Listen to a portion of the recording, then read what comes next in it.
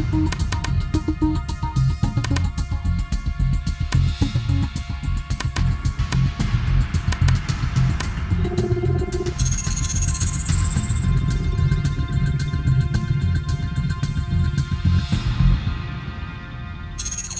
teman-teman agent, kembali kita bertemu dalam program training kebanggaan kita yaitu 21 Minute Workout. Dan kita sudah masuk di sesi yang kedua, di minggu yang kedua di bulan November ini. Dan pada hari ini, khususnya hari ini kita akan membahas tentang masih berhubungan tentang hukum. Untuk teman-teman agent, menambah pengetahuan teman-teman agent di bidang hukum bisnis sebagai agent broker properti, yaitu khususnya hari ini kita akan membahas tentang bagaimana nantinya teman-teman agent mendapatkan pandangan hukum berkaitan dengan status properti yang memiliki status jaminan atau anggunan. Dan paparan materinya akan disampaikan oleh pakar atau narasumber kita di bidang hukum, yaitu Bro Indra. Silakan Bro Indra. Terima kasih Sis Jo. Selamat pagi, salam sejahtera. Semoga semuanya dalam kesehatan yang baik. Pagi hari ini perkenalkan, saya Indra Nathan Kusnadi. Saya partner dari kantor Adnan Buyung Nasution and Partners. Pada kesempatan ini saya mau sharing mengenai temanya adalah aspek hukum jual beli properti berstatus jaminan. Jadi kalau kita lihat apalagi dalam situasi saat ini sedang pandemi COVID-19, tentu kita banyak melihat perusahaan-perusahaan yang kesulitan untuk membayar hutangnya atau bahkan membutuhkan dana dari bank, dan tentunya dalam situasi seperti ini banyak juga properti-properti yang dijual dalam posisi sedang dijaminkan di bank. Tapi karena situasi yang sulit, banyak sekali penjual nggak punya pilihan, mau nggak mau harus menjual meskipun dalam posisi berstatus jaminan di bank. Nah, oleh karena itu saya mau sharing mengenai aspek-aspek apa yang harus kita perhatikan dalam jual beli tanah yang berstatus jaminan. Slide selanjutnya. Di sini saya mau jelaskan bahwa untuk properti atau aset tidak bergerak tanah, kalau dilekatkan dengan hak jaminan itu namanya hak tanggungan. Itu hak jaminan yang melekat khusus pada aset tidak bergerak, tanah dan bangunan. Memang di hukum kita mengenal beberapa hak atas jaminan. Ada gadai itu untuk aset tidak bergerak. Ada fidusia juga untuk aset tidak bergerak. Tapi khusus untuk kalau gadai khusus untuk aset bergerak, seperti mobil, perhiasan. Kalau fidusia juga untuk aset bergerak, termasuk juga aset yang tidak berwujud seperti piutang dan hak-hak tidak berwujud lainnya. Itu kalau kita mengenal secara khusus apa yang bagian-bagian dari hak atas jaminan. Khusus untuk aset tidak bergerak atau tanah dan bangunan, maka hak atas jaminan itu dinamakan hak tanggungan. Dulu hipotik, kalau kita belajar KUH Perdata, namanya hipotik. Sekarang untuk tanah dan bangunan tidak lagi dibebankan hak hipotik, tetapi hak tanggungan. Tapi bukan artinya hipotik sekarang sudah berakhir, hipotik tersebut masih ada, tapi khusus untuk membebani aset yang berupa kapal untuk hipotik. Nah, khusus untuk khusus untuk hak tanggungan, di sini saya mau bagi apa sih definisi hak tanggungan. Hak tanggungan itu diatur di Undang-Undang Hak Tanggungan.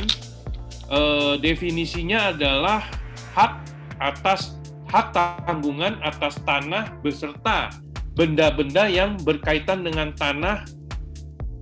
Yang selanjutnya disebut hak tanggungan adalah hak jaminan yang dibebankan pada hak atas tanah sebagaimana dimaksud dalam Undang-Undang Nomor 5 Tahun 1960 tentang peraturan dasar pokok agraria, berikut atau tidak berikut benda-benda lain yang merupakan satu kesatuan dengan tanah itu untuk pelunasan hutang tertentu yang memberikan kedudukan yang diutamakan pada kreditur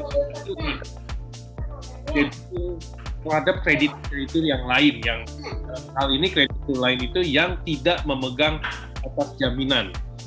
Itu ditemui di pasal 1 butir 1 Undang-Undang Hak Tanggungan.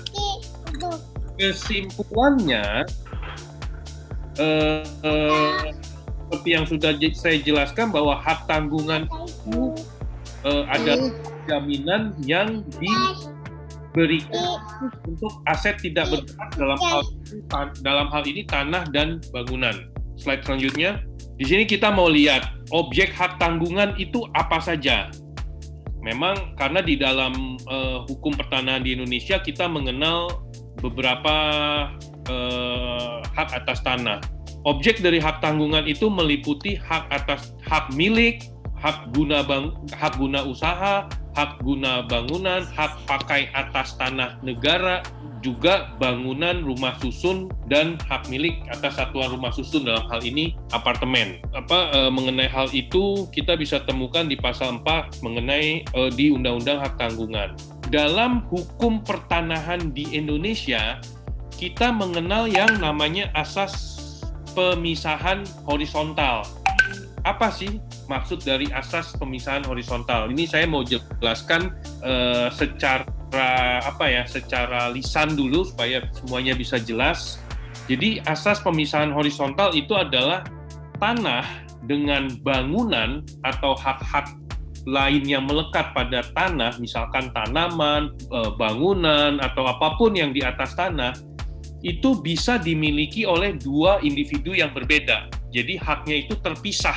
Tidak otomatis bahwa saya mempunyai sebidang tanah, pasti saya punya bangunannya, pasti tanaman-tanaman di atas itu juga saya punya. Nah, tidak seperti itu. Di Indonesia menganut asas pemisahan horizontal, di mana kalau kita memiliki tanah, ya itu tanah saja. Apakah meliputi bangunan atau tanaman, itu kembali lagi kepada kesepakatan jual belinya seperti apa, ya. Nah, begitu juga kaitannya dengan hak tanggungan, benda-benda yang di dalam hak tanggungan, benda-benda yang merupakan satu kesatuan dengan tanah tidak otomatis merupakan bagian dari tanah yang bersangkutan. Oleh karena itu, setiap perbuatan hukum mengenai hak-hak atas tanah, dalam hal ini termasuk pembebanan hak tanggungan terhadap tanah, itu tidak otomatis, tidak dengan sendirinya meliputi benda-benda yang ada di atasnya. Itu ditegaskan di dalam Undang-Undang Hak Tanggungan. Jadi kesimpulannya, sepanjang benda-benda itu merupakan satu kesatuan dengan tanah yang bersangkutan dan keikutsertaannya dijadikan jaminan, artinya ada kesepakatan bahwa baik di dalam jual beli atau baik di dalam pemberian hak tanggungan, ada kesepakatan bahwa jual beli ini termasuk bangunan dan seluruh tanaman-tanaman di atasnya. Ada kesepakatan begitu, maka si pembeli merupakan pemilik yang baru atas tanah dan bangunan. Tetapi kalau tidak ada kesepakatan seperti itu, bisa saja pembeli yang baru hanya membeli tanahnya saja, tidak berikut bangunan dan tanaman di atasnya. Begitu juga dengan hak tanggungan. Di dalam hak tanggungan ini harus dinyatakan secara tegas. Yang diikat atau dibebani hak tanggungan itu meliputi tanahnya saja, atau meliputi tanah berikut bangunan dan tanaman-tanaman yang melekat di atasnya. Harus ditegaskan di dalam hak tanggungan itu sendiri. Kesimpulannya seperti itu terkait dengan asas pemisahan horizontal. Nah, ini sebetulnya sudah saya jelaskan nih tadi secara lisan. Hak tanggungan dapat dibebankan pada hak atas tanah berikut bangunan, tanaman, dan hasil karya yang telah ada atau yang merupakan satu kesatuan dengan tanah tersebut dan yang merupakan pemilik atau pemegang hak atas tanah yang pembebanannya dengan tegas dinyatakan di dalam APHT yang bersangkutan. Jadi si pemilik tanah itu kalau memang dia memiliki tanah berikut bangunan atau tanaman, dia juga punya hak atau memilih bahwa saya hanya mau membebankan hak atas tanahnya saja tanpa bangunan. Itu bisa dilakukan, sehingga apabila di kemudian hari terjadi ingkar janji atau prestasi atau default dan dilakukan eksekusi, maka eksekusi itu hanya meliputi hak atas tanahnya saja, tidak bangunan atau tanaman di atasnya. Nah, tetapi saya mau jelaskan di dalam prakteknya, tentu bank sangat menghindari, bank atau kreditur lembaga keuangan atau kreditur-kreditur lainnya nggak mau sebetulnya posisi bahwa saya hanya menjaminkan hak tanggungan atas tanahnya saja, sedangkan bangunannya tidak dijaminkan, tidak diikat, dibebankan hak tanggungan. Bank atau kreditur atau lembaga pembiayaan dalam prakteknya biasanya nggak mau, even nilai hutangnya jauh di bawah atau jauh lebih kecil dari jaminan yang ditanggungkan. Kenapa? Karena kalau hanya meliputi tanahnya saja sedangkan bangunannya tidak, susah juga jualnya ke depannya dan bisa menjadi potensi dispute dari si pemilik bangunan tersebut yang tetap mau mendiami bangunan atau tetap mau mempertahankan bangunan dan tanaman-tanaman yang ada di atasnya. Jadi walaupun undang-undang membolehkan dan walaupun undang-undang mengenal asas pemisahan hak horizontal, tapi dalam prakteknya kreditur, bank, lembaga pembiayaan biasanya mau kalau membebani satu objek tanah itu harus meliputi bangunan di atasnya atau tanaman-tanaman di atasnya. Nah, berikut juga tetapi sebaliknya ya, pertanyaannya apakah bangunan atau tanaman-tanaman itu bisa nggak sih dijadikan hak tanggungan tanpa meliputi tanahnya, jadi cuma di atasnya yang dibebani hak tanggungan? Karena bangunan sendiri juga aset tidak bergerak yang memang bisa dibebani hak tanggungan. Tapi pertanyaannya, bisa nggak sih bangunannya saja yang dibebani hak tanggungan, tanahnya tidak? Jawabannya nggak bisa. Ada di pasal 4 ayat 5 Undang-Undang Hak Tanggungan. Kenapa nggak bisa? Karena pembebanan hak tanggungan atas bangunan di pasal 4 ayat 5, pembebanan hak tanggungan atas bangunan atau tanaman atau hasil karya harus dibebankan berikut dengan tanahnya, di mana bangunan dan tanaman itu berdiri di atasnya. Artinya, kalau untuk bangunan atau tanaman-tanaman di atas tanah, dia nggak bisa dibebankan sendiri. Beda dengan tanah. Kalau tanah dalam prakteknya bisa dia dibebankan sendiri tanpa tanpa meliputi bangunan atau tanaman. Tapi untuk bangunannya sendiri atau tanaman tidak bisa. Bolehkah menjual properti yang dibebani dengan hak tanggungan? Kita di dalam Undang-Undang Hak Tanggungan itu dikenal prinsip droit de préférence. Ini prinsip hukum yang diambil dari hukum Prancis, ya. Mungkin saya jelaskan sedikit kenapa kita mengambil prinsip hukum Prancis, karena Indonesia itu menganut hukum kontinental. Jadi ada dua hukum, kontinental dan common law.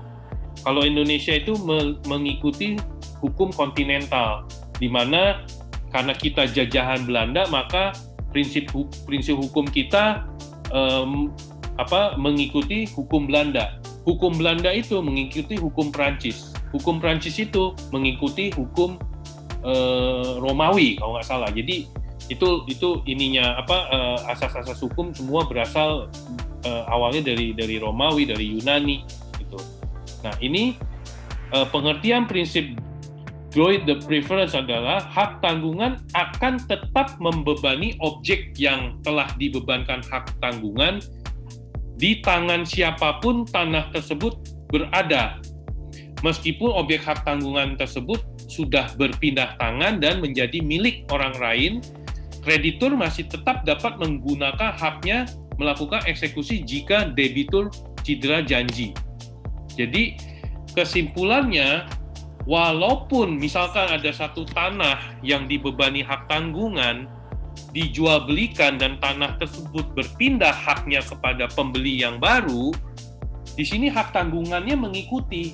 Jadi hati-hati, jangan sampai kita lengah, kita tidak tahu bahwa ini yang saya jual ternyata tanah hak tanggungan atau ada hak tanggungannya.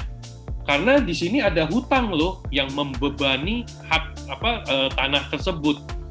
Memang dalam prakteknya nanti mungkin bisa kita kembangkan di dalam tanya jawab. Dalam prakteknya memang bank agar tanah tersebut bisa berpindah tangan dari penjual ke pembeli yang baru, tentunya harus mendapat persetujuan dari kreditur, karena pengalihan hak atas tanah itu kan sudah meliputi adanya novasi atau adanya pergantian dari pihak yang pergantian atau penambahan dari pihak yang terikat dengan perjanjian. Jadi memang harus ada persetujuan dari kreditur, dalam hal ini bank atau lembaga pembiayaan. Jadi dalam prakteknya memang tidak mudah menjual properti yang dibebani hak tanggungan.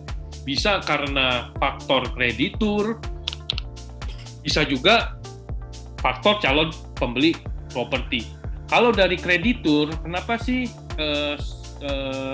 halangannya untuk jual beli properti yang dibebani hak tanggungan?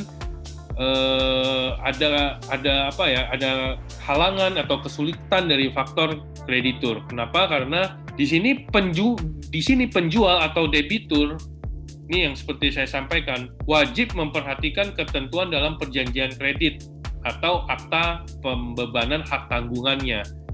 Apakah di dalam kedua perjanjian tersebut diatur bahwa debitur boleh atau dilarang untuk melakukan pengalihan objek jaminan? Boleh itu juga apakah boleh dengan pemberitahuan atau boleh harus dengan persetujuan terlebih dahulu.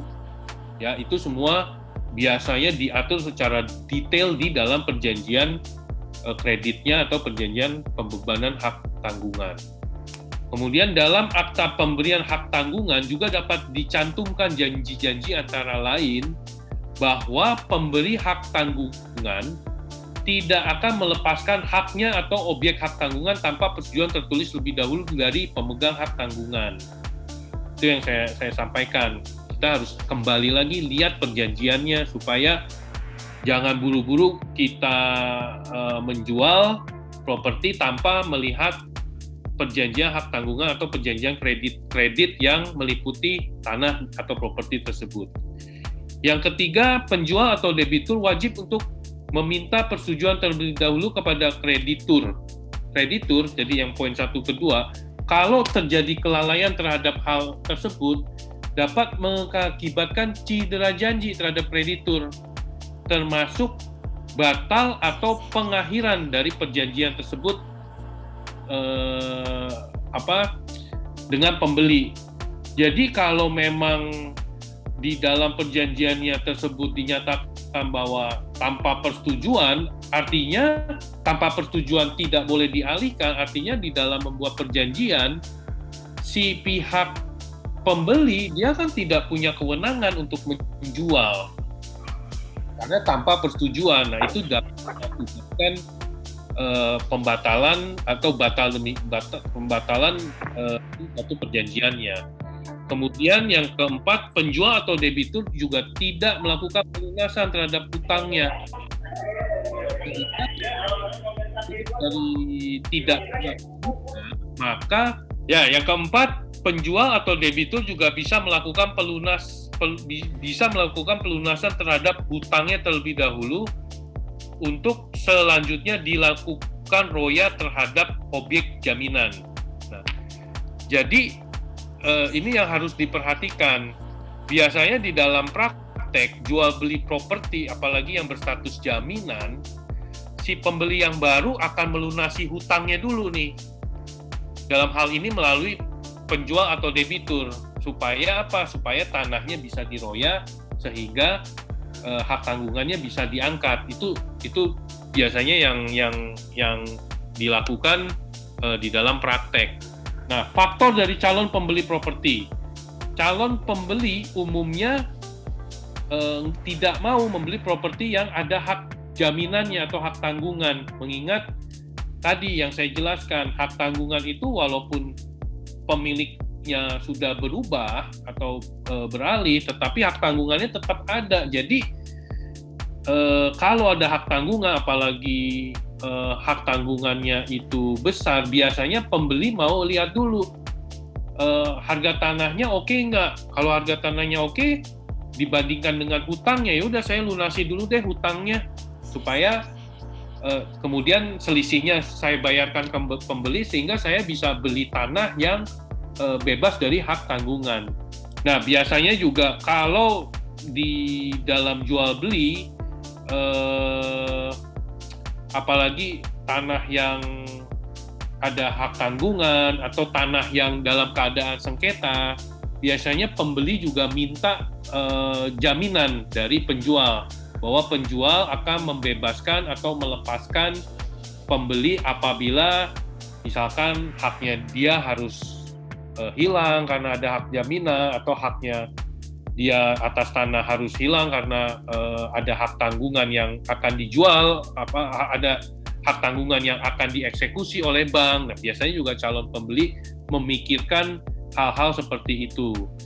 Kemudian di dalam jual beli juga penjual kalau memang tanah tersebut dibebani hak tanggungan, penjual harus memberitahukan, itu kewajiban dari penjual, itikat baik dari penjual untuk memberitahukan mengenai pembebanan jaminan atau adanya jaminan atau hak tanggungan yang melekat di atas tanah yang dia mau jual.